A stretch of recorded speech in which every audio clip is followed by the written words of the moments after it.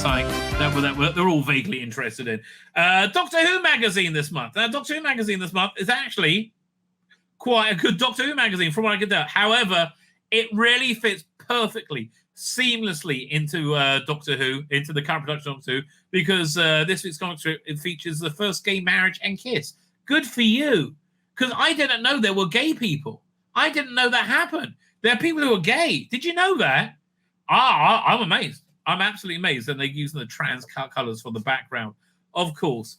Fine. So we've got Earthshock treatment, how Richard Gregory made the Cybermen. So that's actually an interesting article. But that's like I'm going to read. I'm looking forward to that. Reunion of the Snake. Loving the new snake effects in Kinder. Snake darts. Can't wait for this to come out. Continuity Conundrum. Andrew Carter meets the memory worm. We should really go over something. Those memory worm articles are quite fun. You only live twice. This is the main article.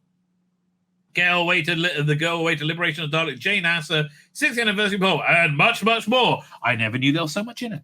What was that, TV Times? Let's see who the contributors are. They look like processional troglodytes to me. Now, I can't tell, is this a trans woman or is this just an average Doctor Who fan woman? Because they don't look, that attractive. Reki Pontiff. Reki wears many hats. Journalist, Jeep tour guide, in Colorado's Rocky Mountains, riddle writer, musician, and American Renaissance on the American Renaissance Service. She took time out of her never-ending maintenance on a vintage Type 40 Airstream caravan home to review the novelization of Planet of the Ood. Blimey. like how to not sell a magazine. Writer and filmmaker Linda Gledhill thinks a day without Doctor Who is a day wasted. Well, I wouldn't go that far, but I think I can agree with the sentiment. In almost every adventure created so far, in this issue, the 6th anniversary poll on page 23, she tries to work out what separates the most popular from the. Okay, and Hannah Watkin, because I'm glad they only have women on this because that just seems wrong to have anybody other than women on it. Because I don't know, do boys like science fiction? Not really. No, boys don't really like sci-fi, do they? So Hannah Watkins, she's when she's not watching Doctor Who, she can be found listening to Big Finish, audio obsessing over niche aspects of the Whoniverse on social media or escaping said social media by enjoying a Doctor Who book. She was therefore delighted to write a review of Kablam. Okay, if you wrote a positive review of Kablam, I can't think of you as a Doctor Who fan, right? Man, there is nothing I see from this new era that makes me go, yay. Like, okay, the sonic screwdriver looked more interesting to me than this. Like, man, Janet Fielding looks so creepy over there. I'm going to eat the baby. Get in my belly. She does look creepy there. Maybe that's the Mara Janet Fielding. That would make more sense, right? That would make more sense. But yeah, listen, I got nothing against this kid, but like everything is about showing off. Hey, look how not racist and bigoted we are. That just makes you seem very racist and bigoted to me, right? It just does, right? Sorry about that. What are we up to? Doink. Can't wait for this. This is really genuinely good news, right? This is absolutely great news. So many of the extras on this seem great. You got Snake Dance and Enlightenment have new effects. Oh, Enlightenment already had new effects, I think. Okay, and then you got Matthew Sweet manages to stop talking about what's he obsessing about all the time? Is it Brexit or COVID? One of the two. To have two good interviews. His interviews are normally excellent with Janet Fielding and Sarah Sutton. I wonder if they're together or they're separate. Let's Go Dutch. That looks fun. The TARDIS TARDIS team, that'll be Peter Davison, Janet Fielding, Sarah Sutton, go and and Mark Strickton. They go and revisit the location for Arc of Infinity. Probably the weakest story of that season. When Janet met Martin, Janet Fielding chats the Martin clothes. Yes, look who's driving. Join Peter Davis, Janet Fielding, Sarah Sutton on a hilarious European road trip. That looks fantastic. Man, I watched Location on the season 9 DVD. Bored the shit out of me. It's Katie Manning joined by other people, going to 3 locations. Didn't really do much for me, right? Didn't really do much for me. And there's a bunch of others. Yeah, I got mine pre-ordered. I am psyched for this in a big way. So Panini trying to find a way to squeeze more money out there at the Doctor Who Comics Library. Panini is set to publish a collection of full Doctor Comic strips this November. Taken from the page of Doctor Who Weekly, it will feature 16 tales by Pat Mills. I guess this is the best of. Starting with Doctor Who and then the Iron Legion, and then running all the way through the Neutron Knights. The book contains over 300 pages, including the Star Beast. Blah blah blah. The senior Ed Hammond says it's a wonderful to finally have these classic strips back in print. Well, you reprinted them a few years ago, and they're fantastic, right? Reading the story is an absolute treat. Yeah, no, I agree with you. Thought Doctor Anthology published on the 2nd November.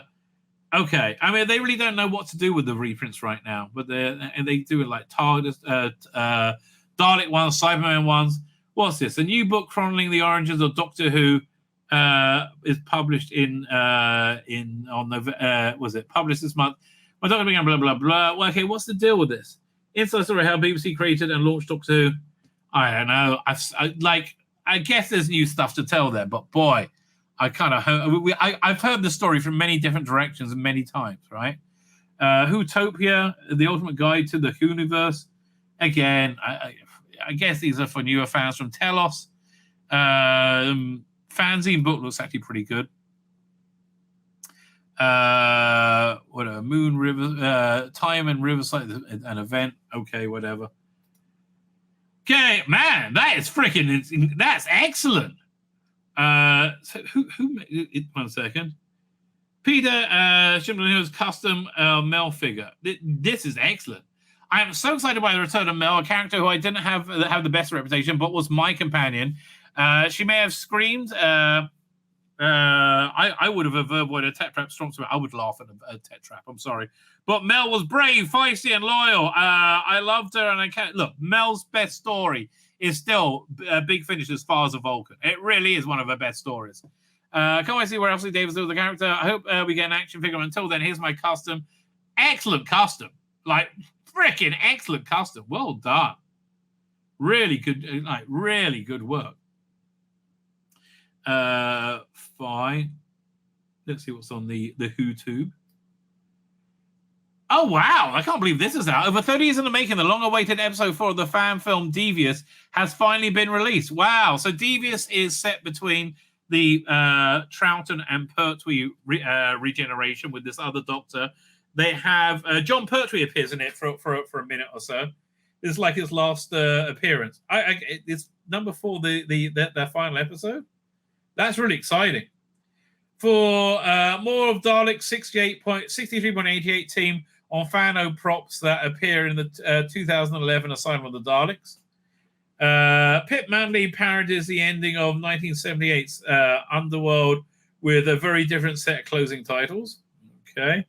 Actress and author Carmen Gomez, best known to Doctor Who fans as Anita in the Two Doctors, I didn't realize that, is invested as Gibraltar's 20th mayor. Well, that's interesting. Pianist Jess Jovic performs a transcription of Dudley Simpson's music for Planet of the Daleks. Well, that's interesting. By the way, Dan's channel. Okay, he's got a stream on tonight, and what starts in about an hour and a half, hour and a quarter.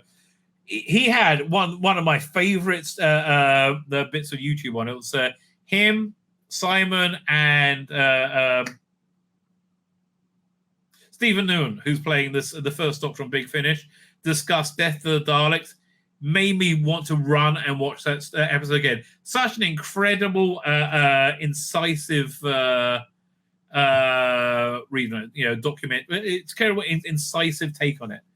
Okay, fine. So we have Letter of Showrunner. It's normally the first thing I read. I might save that for tomorrow. Right? I might save that for tomorrow. Who's in what? Oh no, this is still letters. Scott Hancock, always boring, right? His column is always dull. It's incredible. It just always is. I'll give you an example. This month kicks off with a typical Thursday at Bad Wolf. Usually we try to pick up the more exciting sounding meetings for production director. They're never exciting sounding, right? It sounds like you guys just having fun at work, right? Never ever exciting sounding. Yeah. One step forward, 2 steps back, right? That's just how it feels. Man, been a busy month for dying. And why? Why can't we just go with like what people, normal people feel, which is normally, why do we have to have trans, weird, gay stuff projected into our eyeballs everywhere, right? Why can't we have, like, Doctor Who's a show that really isn't about sex or sexuality? We could just have a TV show, right? That could happen.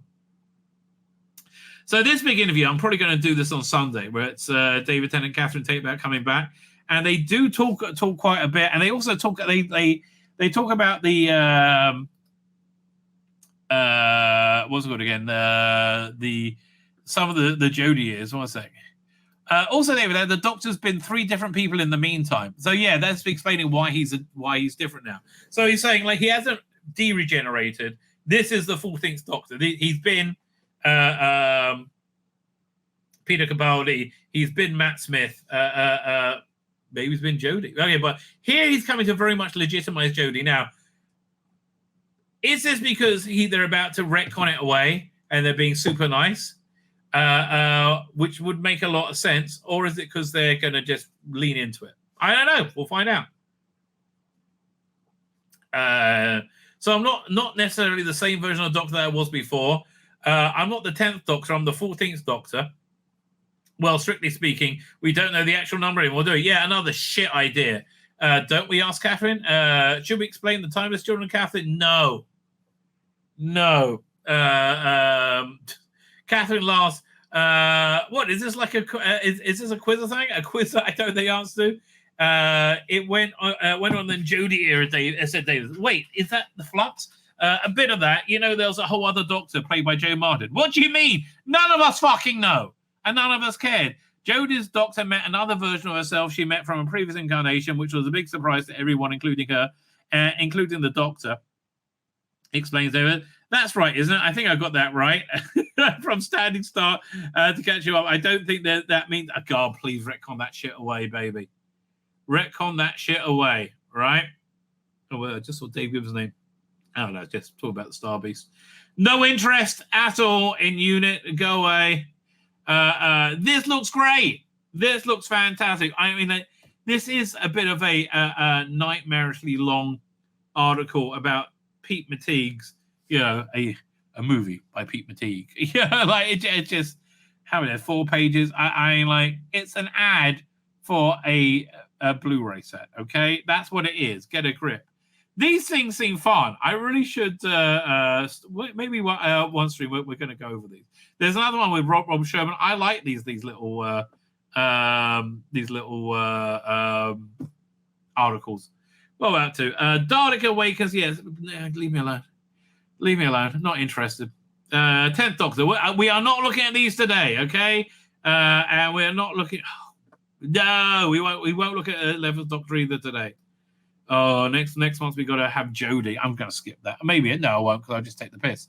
Texting at work. Graphic assistant Sophie Crow, Cowdery, and Alan Griffiths help create the text printed screen on Doctor Who. In effect, they build worlds within worlds. Yeah, and look, we're still waiting to see, what the like this, his Dark Materials, Magpie Electronics, that sort of thing. They're production design. Okay, this I'm really looking forward to reading. This feels so 80s, doesn't it? What's the caption on this? Left prop builder Richard Gregory in '83, who won the Cyberman helmets he designed for Earthshock. Man, like when they first did those the new Cybermen, they had the flight suit, right? And somebody looked at it before it was painted. They're like, well, what are they going to do with that? That doesn't really work, right? And then they sprayed it silver, and they went, wow. Right, and then I think that head matched with it. It was really perfect, Doctor. I like the Omega redesign. Well, I know that machine. The Lazars, bit of Stephen Gallagher weirdness. Chameleon. He didn't have a job. He didn't make Chameleon. I guess he went on to Walking in Dinosaurs. Man, that's a long article. How many pages is that? 1, 2, 3, 4, 5. I would read that. That looks like an interesting article. 60 objects in 60 years. Oh, God, no. 98. The dial-in modem. Kind of. Who writes this? Jamie Ledman. I think he's right. The red nose there. Yeah, that was a great hope when we saw Curse of the Fatal Death back in those empty years. The Cyber 10. Yeah, I had this. This was great. And also, my wife got me one of these. I got this up there. I got a couple of these Characteropton Daleks, and also the where you go, the big remote control one. My wife got me that for a birthday one. Yeah, it's one of my prized possessions. Absolutely love that. Oh yeah. So 2002. The only Doctor Who we got, original Doctor Who we got, was basically they were audios with a little bit of animated artwork, very barely animated artwork by Lee Sullivan, and you watch them on like a teeny tiny little postage stamp real player, right? What's this? That looks like somebody's done a what's it called again? A custom of those Cybermen. Fine. Then we're on to Liberation of the Daleks. It's really kind of an irritating. It's gone on for too long at this point, in my opinion. The Doctor finds himself inside a virtual reality Dalek playground, like where people can go on holiday and interact with Daleks in different settings safely, and they're using crash real Daleks to generate this virtual reality. And now they've just turned up in.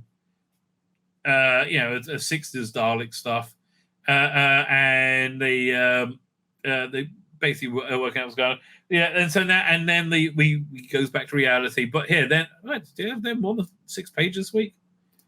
Did they get an extra page? 1, 2, 3, 4, 5. Oh, 6. But here, yes, here we go. There's a wedding going on in the theme park, the virtual reality theme park, and of course, it's 2 men getting married, right? Of course, like. For fuck's sake, will you stop screaming about this shit? Like, enough Dalek wedding zone. It has to be 2 guys getting married, right? It just makes me crazy. Makes me absolutely crazy. Girl Waited. Who's that? Who wrote that? It was a pretty good episode. That wasn't a Chibnall episode, was it? It seemed too good to be a Chibnall episode. Where's the... Hang on 1 second. Now I've got to look it up. Now I can't... Oh, man, it's annoying me. The Girl Who Waited Doctor Who. There's their Wikipedia. Written by Tom McRae. Right, no, the one he did before this was the Sidemen story, which wasn't overly successful. And I got a feeling that all the best bits were written by Rusty Davis. But this was actually a really solidly good story, right? I had a great premise. And I think pretty good execution. I think Karen Gillan's fantastic. I mean, that cast is just right. Look, Matt Smith, Karen Gillan, and whatever his name is. What's his name again? Oh, I can't remember his bloody name. Here, what's that? It's over here. No, wrong one. Where am I at? There. Maybe it's over here. I just looked this up. Who started? Rory Williams, Arthur Darvill. Really solid cast, man. No wonder it was so good. Right? It was just so great. What else we got here? Fact of Fiction. Yeah, Fact of Fiction is always, I was saying, entertaining read. Opening Dalek frequencies. This is the Sylvester McCoy box set, which I have no interest in. This just came out today. Just started listening to this. I think this one's going to be pretty good. Right? A Genius for War. I like Jonathan Morris. I like Davros. I like the Seventh Doctor. I like the Time War. I like the Degenerating Doctor. I love all of that stuff, right? I really think that all that works. I'm looking, and I like their 1 disc long. And like, oh boy, the desperation to hire black actors, non-white actors, it's like this woman looks nothing like a companion would on TV.